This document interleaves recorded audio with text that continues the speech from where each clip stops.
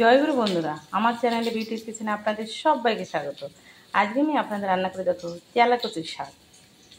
অনেকে চেনেন, অনেকে চেনেন না তেলাকচুর শাক। দেখুন এই যে শাকটা, পাতাটা দেখুন অনেকটা কুদলি গাছের মতো পাতা। তো এটাকে আমি টাটকা আমাদের ঘরের সাইডেই হয়েছিল, সেটা আমি নিয়ে এসেছি। তো এই যে কেটে রেখেছি, দেখুন ডাটার মতো ছোটো ছোটো করে পাতাগুলো ছিঁড়ে দিয়েছি। এই পাতাগুলো কিন্তু দিতে হবে, ঝোলের ভিতরে এই পাতা দিতে হবে। সেই যে কেটে বেছে আমি রেখে দিয়েছি। তেলাকচুর শাকটা আমি ছোট ছোট বাটা মাছ দিয়ে, এই যে বাটা মাছ ভেজে রেখেছি, বাটা মাছ দিয়ে তরকারি করব। আমি কড়া বসিয়ে দিয়েছি। আমি এই যে আলু দিয়ে দিচ্ছি, এতে একটা বড় আলু কেটে, এই যে পাতলা পাতলা করে আলু কেটে দেবো। আলুটাকে একটু তেলে ভেজে নিতে হবে। আমি একটু সামান্য হলুদ আর লবণ দিয়ে দেবো। সামান্য হলুদ দিয়ে দিচ্ছি, আমি দিয়ে দিচ্ছি সামান্য লবণ আলুগুলো ভাজার জন্য, তাহলে হলুদ লেগে আলুটা দেখতে সুন্দর লাগে। এবার হালকা ভাজা হবে। আলুটা দেখুন ভাজা ভাজা হয়ে গেছে। এবার আমি শাকটাকে ধুয়ে রেখেছি, শাক দিয়ে দেবো। আমি শাকগুলো দিয়ে দিচ্ছি। এই শাক অনেকে ঝোলের পরেও দেয়, কিন্তু আমি একটু তেলে একটু হালকা করে নেড়ে চেড়ে নেবো, তারপরে আমি জল দেবো। এভাবে নেড়ে চেড়ে নেবে, কমে যাবে কিন্তু। আর এই ডাটা কিন্তু তেলাকুচুর মতো পাতলা একদম হয়, সরু,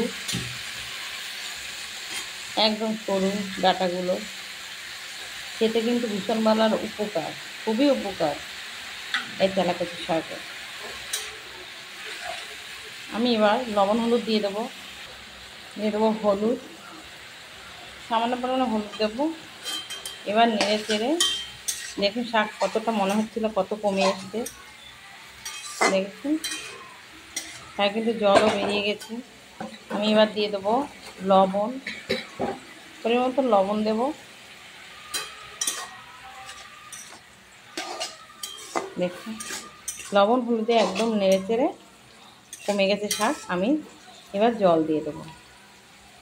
এগুলো জল টানানো লাগবে না, এবারই আমি জল দিয়ে দেবো। দেখুন জলও ছেড়ে দিয়েছে। আমি আরেকটু ঝোল দিয়ে দেবো, সামান্য, বেশি ঝোল দেব না। এই যে জলটা বেশি না দিয়ে এই যে ঝোল রাখবো অল্প, আর একটু দেব, যেহেতু ডাটাটাও তো সিদ্ধ হবে। এবার টকবক ফুটলে আমি কাঁচা লঙ্কা দিয়ে দেবো। কোনো মশলা হবে না এতে দেওয়া, শুধু কাঁচা লঙ্কা চেরাতে হবে। আমি তরকারি কিন্তু ফোড়ন দেব। আমি দিয়ে দেবো কাঁচা লঙ্কা চিড়ে রেখেছি, কটা কাঁচা লঙ্কা দিয়ে দিলাম। কারণ লঙ্কাটা যে যার মতনই দেবেন, যার যেমন ঝাল খাওয়া, আপনারা যে যেমন ঝাল খান সেভাবে সে দিয়ে দেবে। আলু দেখুন সিদ্ধ হয়ে গেছে, আর শাক পাতাও সিদ্ধ হয়ে গেছে। আমি এবার নামিয়ে নেব। এই যে বাটা মাছ ভাজাটা আছে, এর ভিতরে আমি তরকারি নামিয়ে নেব। কড়া গরম হয়ে গিয়ে আমি তেল দিয়ে দিয়েছি কড়াতে। এবার আমি ফোড়ন দেব, সামান্য জিরে দেব, দিয়ে দেবো একটু রাঁধুনি। এই যে রাঁধুনি ছোটো ছোটো দেখুন, জোয়ানের মতো রাঁধুনিটা। এবার এটা নেড়ে চেড়ে তরকারি দিয়ে দেবো। আমি কড়ার ভিতরে ঢেলে দেবো। ফোড়ন, যে কোনো ফোড়ন যদি একটু লাল না হয় তরকারির স্বাদ হয় না। এবার আমি দিয়ে দিচ্ছি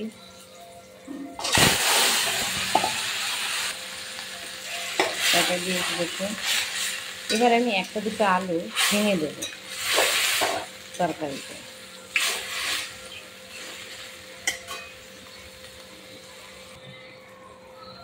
তরকারি হয়ে গেছে। এভাবে কিন্তু গায়ে মাখা হবে ঝোল। এতে কিন্তু ঝোল বেশি ভালো লাগবে না, কিন্তু শুধু একদম আলু আর এই ডাঁটা শাকের ভিতরে নামিয়ে নেব। এবার দেখুন বন্ধুরা, আমার কিন্তু তেলাকুচুর শাক দিয়ে বাটা মাছের তরকারি হয়ে গেছে। এভাবে কিন্তু আপনারা একবার তেলাকুচুর শাক এনে যে কোনো চুনো মাছ দিয়ে, ছোটো মাছ দিয়ে রান্না করে খেয়ে দেখবেন, খেতে সত্যি ভালো লাগে। তো এই আমার এই রেসিপিটা যদি ভালো লেগে থাকে তাহলে please please please like share comment করতে কিন্তু ভুল করবেন না, আর সাবস্ক্রাইবটা করে দেবেন। জয় গুরু।